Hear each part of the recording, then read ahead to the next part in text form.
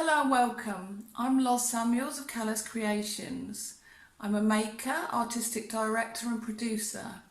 I'm also a Precious.Collective member and co-curator with Katie Gillam Hull of the environmental section of the Precious.Collective Online Jewellery Week.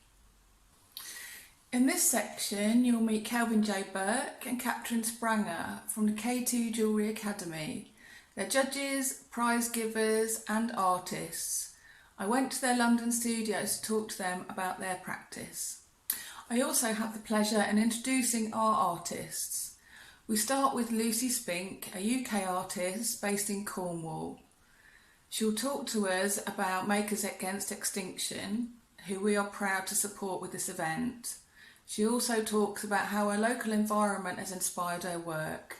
She is followed by Lisa Hamilton from the USA, a recent graduate in metalsmithing, who uses found objects in the environment to guide her through her creative process. Then follows two artists who use broken sunglasses for their latest collections. Firstly, Megan McKenzie, who takes a very architectural approach to reassembling them. Then we'll meet Cleopatra Cosolet from Romania. Cleopatra treats us to a tour around her studio and some of her poetry. You'll see her work takes on a very different organic form.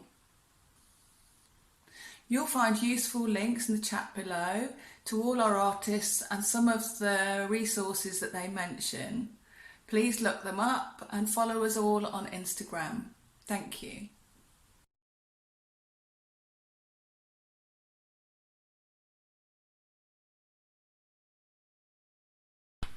Hello, I'm Kelvin Burke. I'm a goldsmith, jeweler, silversmith, and I work here. This is my studio. I've been making jewellery since about 30 something years now. Trained in Germany at first, and then I came over to Britain and studied a bit further, and I work here in my studio, and I also run K2 Academy of Contemporary Jewellery with Catherine Spranger, which is actually next door. I've been making jewellery with kind of recycled, or I wouldn't say recycled materials back then, since the 80s. I just used anything which I found and put them together, and nowadays it would be called recycled and upcycled, and with the nice word sustainability, rather than being it thrown away, I used it in my jewellery.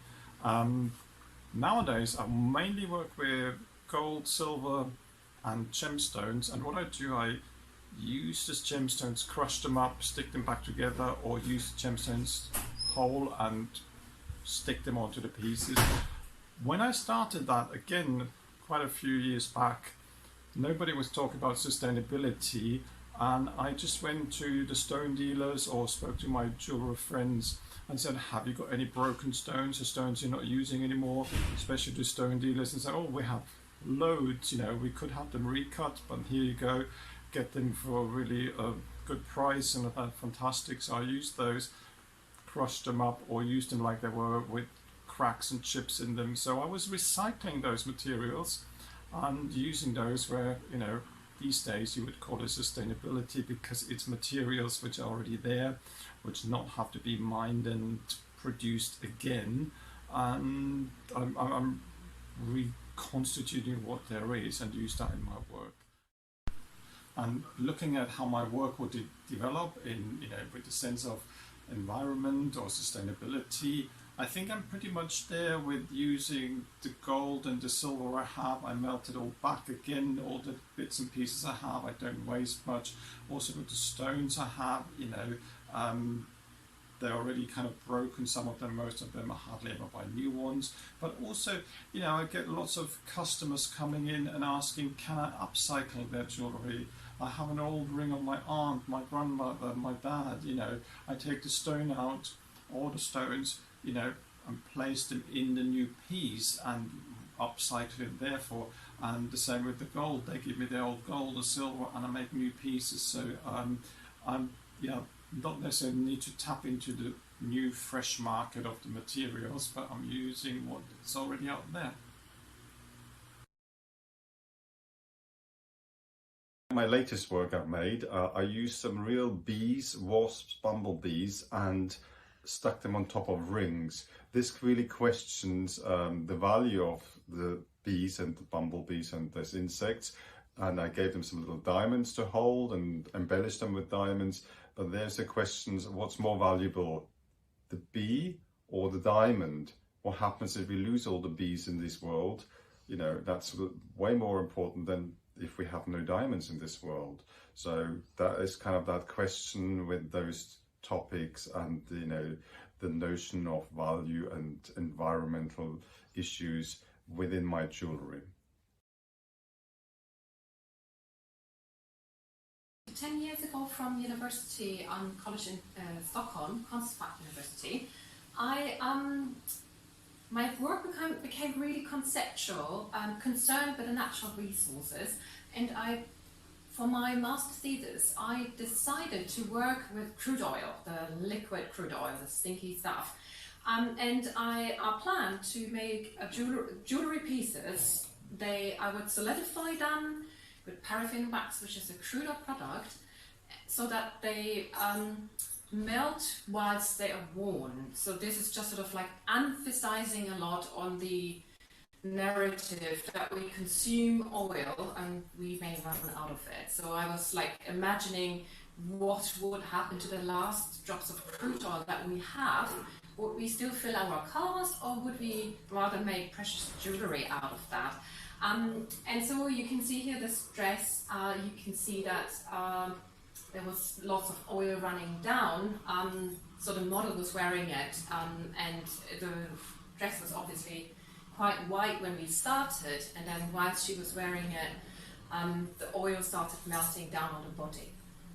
What was left was a skeleton of still some jewellery materials that are precious, and the shapes pretty much speak about as well about consumerism and using disposable goods. Like, I have been working and focusing a lot about water scarcity and to make objects in sculptures that rather sort of like formally talk about water or shape-wise and not so much sort of like performance or time-based.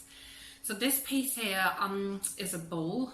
It was originally steel, or it's still steel underneath, and then it's decorated with some synthetic material that's symbolizing microplastic and plastic pollution in the ocean. It's arranged here and then made conductive with a paint that contains already conductive copper materials, and then it's gone into a plating tank and heavily sort of coated, or electroformed we call it, this technique, as you can see. Just looking inside the bowl, you can see that it's like really heavily embellished and decorated, and it's decorated with organic pieces that were supplied by the participants who collaborated with me, and with skulls and bones. So we have a bear skull, a cat skull here in the front, we've got a little monkey, a fox and a rabbit, and all of these, they symbolize just like how much we depend on water, fresh water supply.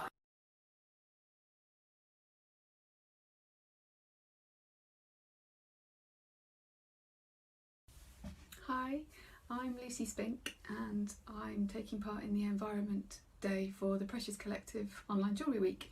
I set up a group called Makers Against Extinction in a bid to try and raise some funds for Explorers Against Extinction's 21 for 21 campaign. This is 21 global charities, quite small charities, who have struggled during COVID to raise money to keep their work going. So this is a really important project to help these guys out in the really important work that they do. You can check out their website, Explorers Against Extinction, and go to the 21 for 21 page to see all the different areas of the world that are covered, from pangolins and seagrass beds around the UK, and big cats in Africa, elephants in India. It's a really interesting group of projects. Precious.Collective have really kindly offered to help raise some money towards this and spread the word about it. So thank you guys, and please do drop me a line if you would like to know any more about it or you're not sure how to donate. The information is all on the Instagram page at Makers Against Extinction, and you can find the link in the bio to the Enthuse donation page, where you can make a donation as big or as small as you like. If you donate £21 or more, you also get the opportunity to have your work featured on their website. You get a page with some information about you, a link to your website, some images of your work, to help you guys out as well.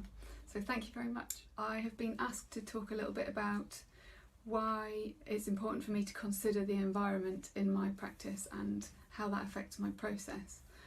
It's definitely something I've thought of a lot more over the last 12 to 18 months, with spending a lot more time in my garden and looking much more closely at the details that often get overlooked, I think, when we have busy lives and everything's full and chaotic.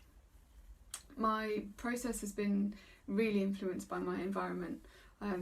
One of the pieces that I've made during the lockdown is this brooch, which is called the Lichen Wall brooch, and this was inspired by Cornish stone walls where the stones are all stood on their ends, and the gold is a bit like the Xanthoria lichens which grow on the stones, which are very orangey yellow, and then inserted are little sections of etched silver which have been oxidised and then slightly burnished back. The patterns in this are something that I really love. The texture is really important. I use a lot of my granddad's old workshop tools to make the texture on my pieces. So it's tying that historical reuse of old tools and taking the inspiration from the environment. But also I think it's really important to acknowledge as jewellers that what we do is not necessarily always very environmentally friendly. I don't want to stop being a jeweller. I really love being a jeweller, but I have to be quite mindful of what I use and how I use it, and maybe balance out ways of being more environmentally friendly and more sustainable in other areas of my practice, to make up for the areas like using the chemicals that I use to etch the surface of these pieces. So I use all recycled metals. I don't use any virgin metals or new metals, and I'm also registered as a fair trade goldsmith as well, so I have access to buying fair trade gold, which is about as good as it can be. In various other areas of my workshop I use recycled packaging, so these are all boxes that are made from recycled paper. The inserts are not so great, they're still foam, but I'm working on that, and I keep writing to the tiny box company where I buy my boxes from to find out if they can source better inserts. So putting a little bit of pressure on people, but in quite a nice friendly way, can help make the difference, I think. Saving all my scraps is a great way of keeping my workshop a little bit more environmentally friendly. I buy only eco silver now, apart from earpins, scrolls and chain, which I still haven't found somebody doing those in recycled metals yet. I save the lemel and the larger chunks, and those get melted down to make new wire. Another way to make my studio practice more sustainable is by buying old tools. These both belonged to my granddad, who was a model railway engineer who used to build small gauge railway carriages and engines for playgrounds and such like. And then over here I'm reusing old jam jars and an old spice rack as a place to store things. I have this lovely packet of really old Valorb blades, which my granddad also kept in his workshop.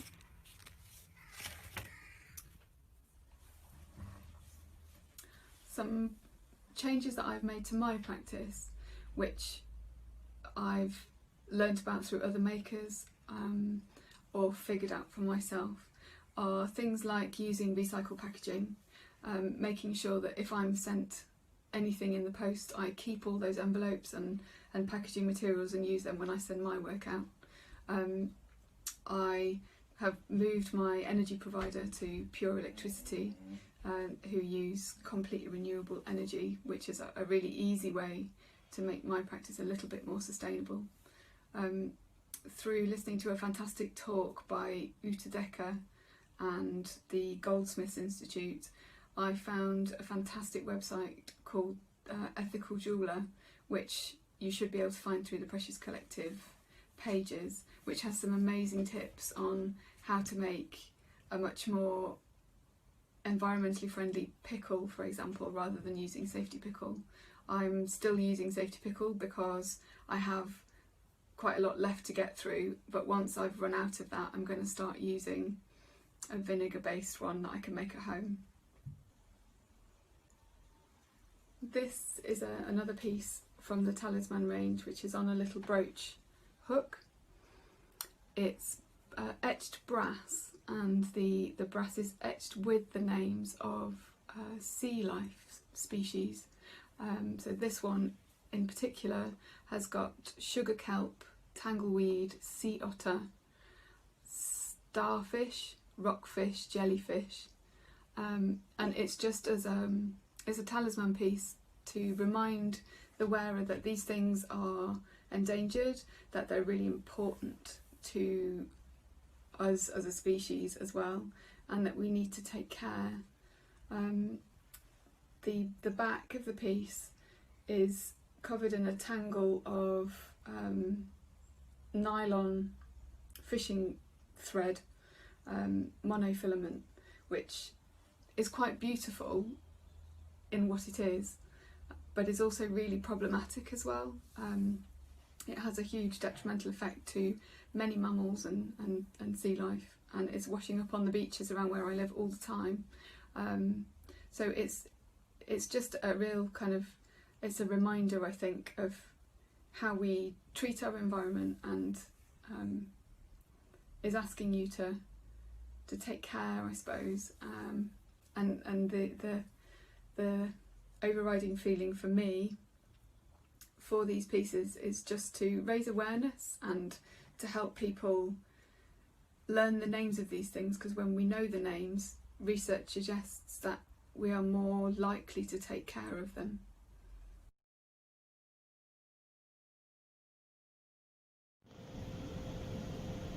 Good morning.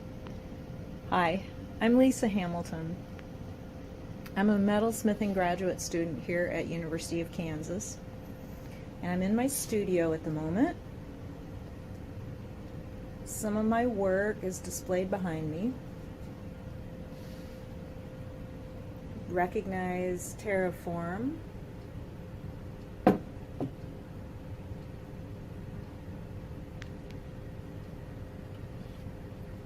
And of course Paul. Both these pieces are in the Precious.Collective Online Jewelry Week in the Environment category, and I am thrilled to be part of it.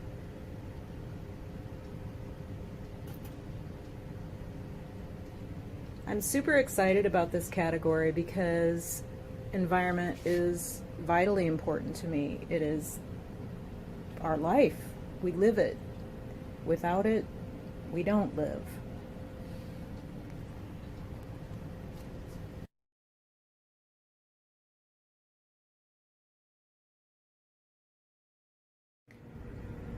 So these cardboards act as my concept boards, and I use them as sort of a visual sketchbook.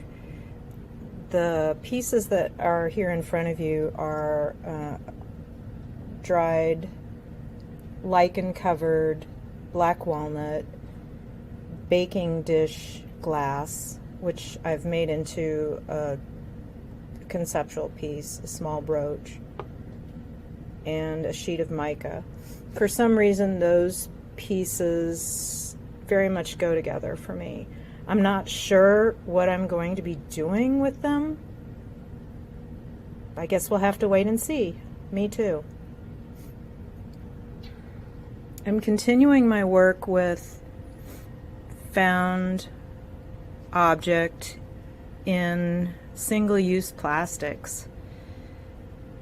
And I'm excited to see where that takes me as well. So I'd like to talk a little bit about my work and my inspiration for my work. My work is based on found objects, and I give metalwork to those found objects to pay honor and tribute to the beauty of each natural piece. So this is a branch that I found in the woods covered with some beautiful lichen, and it's been enhanced by this raw edge agate. I pierced the metalwork behind it to represent the tree canopy. So if you were lying on the floor of a forest looking up into the sky, you would see the branches cutting across that sky scene. The seashells represent the sound of the ocean and its similarity to the sounds of the woods. This piece is called Peter. It is part of a triptych, and this is the brother piece to it, which is Peter. Same sort of thing, seashells from the Netherlands and raw agate. And many of my pieces have found objects, like I've said, and this lovely little piece here was found in Texas on a trip to visit my daughter. And for me, it sort of represented her new family and how our families were melding with her husband and their family. I call this piece Terraform because it is about the earth and about where we live, even though we're all part of the same earth. And so we have a found branch that's been polyurethaned.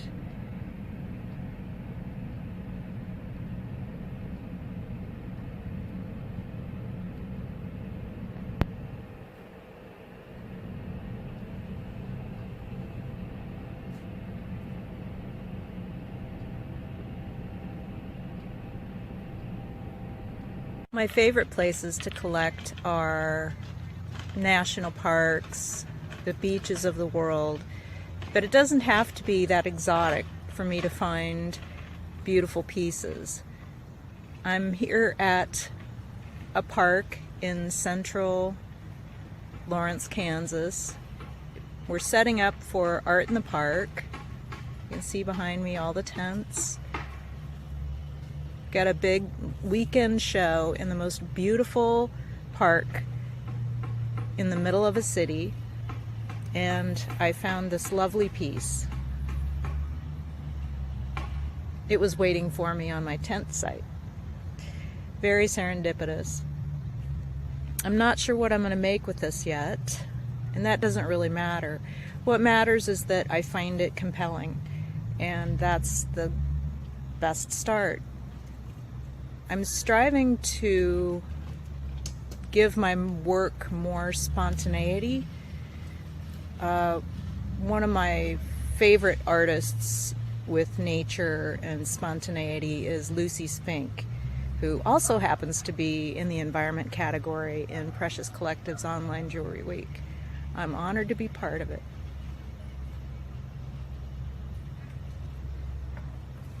Environment is vitally important to me. It is our life. We live it. Without it, we don't live.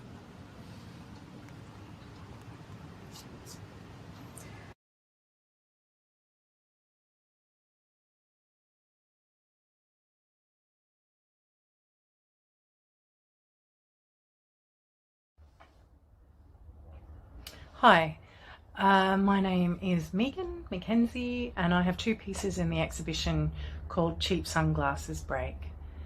These works are made from plastic sunglass lenses from broken sunglasses and recycled sterling silver, and also clear resin. I'm actually wearing one of the pieces there, and there is another just here. They can be worn both as either an earring or a brooch pin.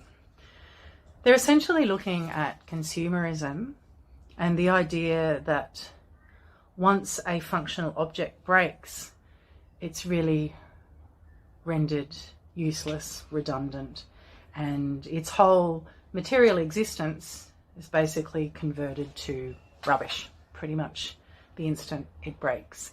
That is something that I find quite interesting, and you know, it is that idea that we used to repair things. Things were made to be repaired. They had a long life, where now things are essentially made to be broken, so that the whole wheel keeps spinning and we keep buying things, and it's essentially just leading to more rubbish. I am a huge collector of things. I do collect a lot of broken things, particularly whether it's a broken toaster, kettle. I think I had, you know, computers, PlayStations, anything, you know, cups, plastic. I do like plastic things, but I also do I do walk around, a huge walker and collector while I walk, and I do pick up broken things, but also other things from the environment that I'm in. So these pieces are made from huge collection of broken sunglasses.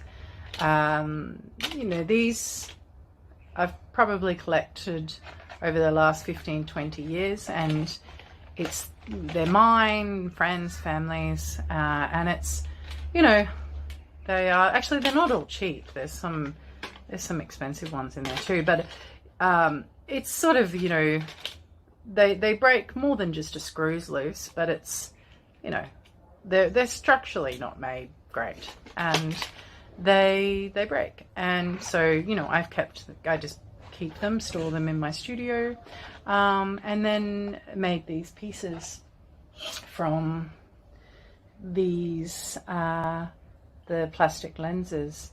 And I cut these sort of circular forms out of the plastic, and then these forms are held together through these recycled sterling silver little brackets, and then the whole thing is dipped in a clear resin. So I do consider the environment a great deal in my practice and my process. I think it really is, since that switch went on about the abundance of stuff in the world, and really not wanting to contribute to more new things and new things that could break. Sometimes I'm not sure whether it really is any better, but I suppose that overarching philosophy really informs my practice, and I suppose where the material comes from, and you know, I think it also, to me, is this like valuing materials and valuing these objects, and it's sort of not just a greater consideration for their existence and what they use for and what's going to happen to them. I love the potential stories in materials, you know, that you make something new out of a material that's already existent, but it holds this past life, and I like that. Even if we don't know what it is, there's just that, I like it. So some practical changes I've made to my studio since I started making probably 15 years ago, maybe. One really obvious one is I don't use a standard pickle solution. I use a white vinegar and salt, which works just as well, if not better. I think it's my, that perspective that I have on working with materials that are already existent, found materials and found or broken materials, which I didn't have when I was first starting out. I predominantly worked with metals, and I wasn't particularly aware of whether they were recycled or where they were sourced from. So I think now that's a very key thing. I really will only work with recycled metals. And, if I do look at gems, then, it's of importance of how they're sourced. I also do, not so much with these works, but I have had the perspective of using less heat and working more with cold connections.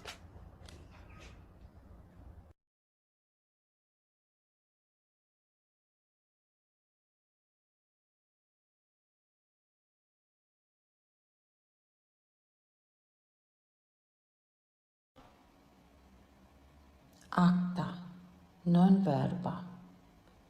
Tell me, what can I do to turn ashes into gardens, to make lakes out of piles, to shape deserts into leaves, and cast the nothing into petals? Tell me, and I'll tell you, a bit is not enough. But your careful act and thought and mine will be priceless for all the time.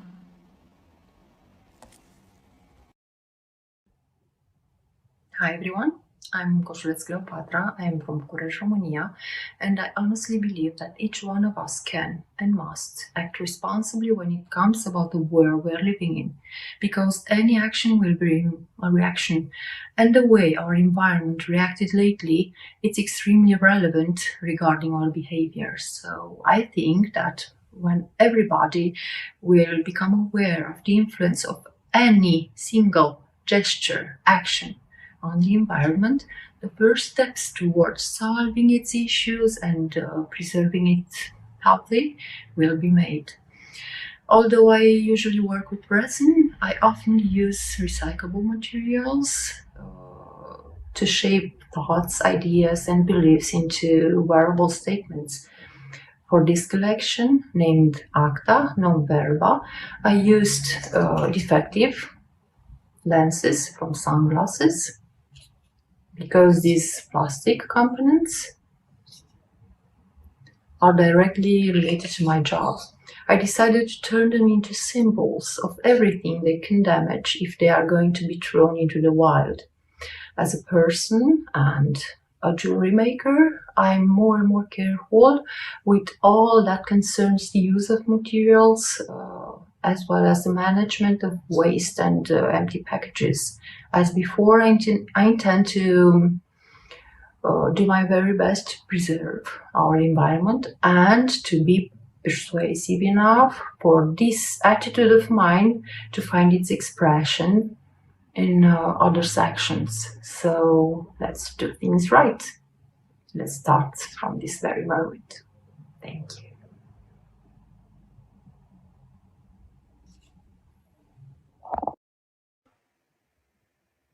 Acta, non verba.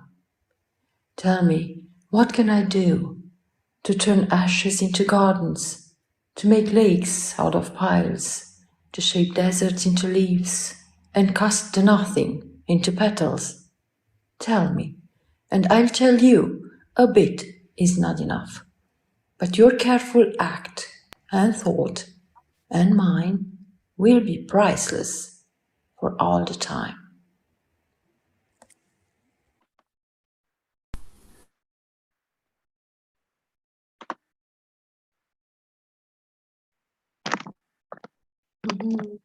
Hello. Thank you for that little tour around the world. That was really lovely. And to our generous artists who give so much time and honesty and openness about their work.